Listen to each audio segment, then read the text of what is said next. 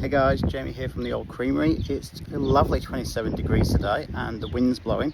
The flies are still friendly, but we've got 45 degrees or 46 next Tuesday and I'm still planting. So if you're behind schedule like us, that's completely fine. It actually works out better for us to have two plantings because while they're still young and growing now, we're having the really hot weather. So that the first crop we've got in, which is about to have its first flush and is looking beautiful, they'll get tired towards March time, and then, but realistically my second crop is coming in March, which means arguably we get a whole new season for a shorter period.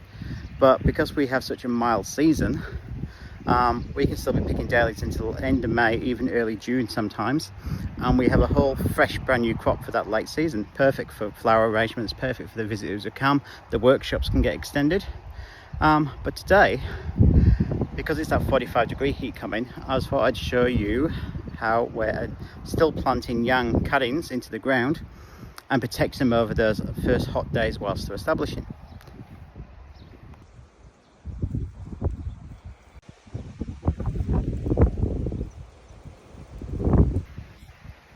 So I just thought, with so many of you who placed orders with us recently, and thank you, a lot of them are just arriving this last week and this week, and I've had a few emails already saying that it's really hot and how we're going to get them in the garden, and we're going to hold off, which is a really good idea, but we don't get that luxury when we're trying to plant thousands and work off the farm and juggle everything. So here's the babies, freshly planted in the ground. As you can see, we use our drip line, and you've heard me say before, but we drip irrigate for about 5 minutes 6 times a day through this line. So all our beds are actually, if you scratch down, you can see they're actually nice and moist down there.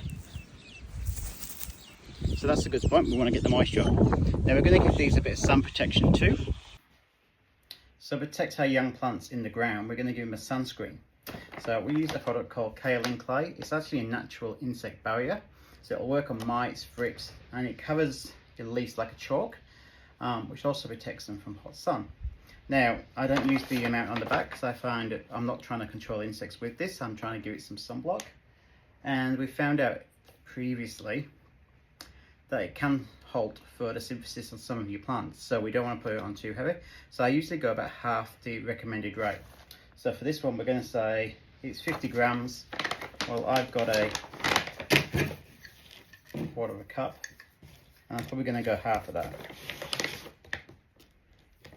I've got 2 litres of water because I'm only going to do a little row, so you can adjust as you need to. Put that in. This is when I wish I had something to mix with. Bit of old polypipe, always good.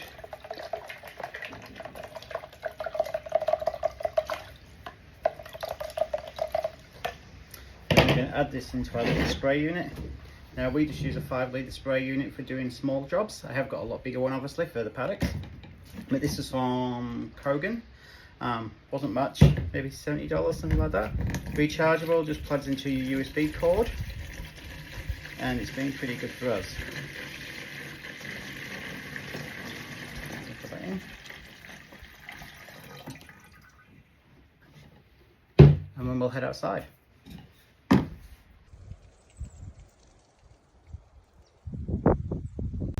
So I'm just going to go over all the tops of the plants and the leaves we can see. I'm not going to go underneath and stuff. We're just trying to give them protection against the sun. And a light spray, so to the point of runoff, but we don't want the whole leaf completely covered that you can't see any of the green left.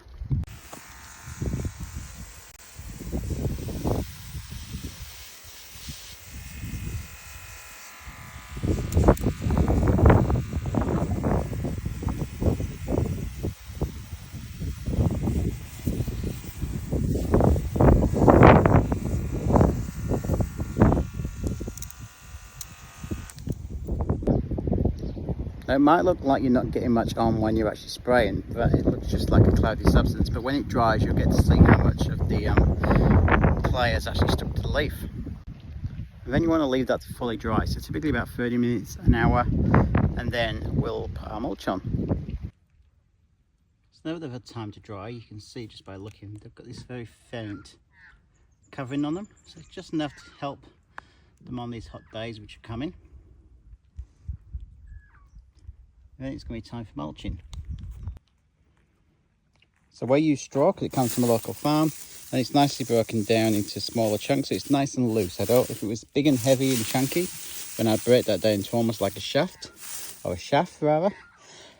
And then we're going to cover these really liberally so that basically you can't see anything of the plant nearly. And what I mean by that is we're going to cover as much as we can. So over here where I've already started, you can see we've just got the tips starting to poke through. So that's keeping the root level really nice and cool on the hot days. It's protecting as much of the foliage and the main stem of the plant as much as we can.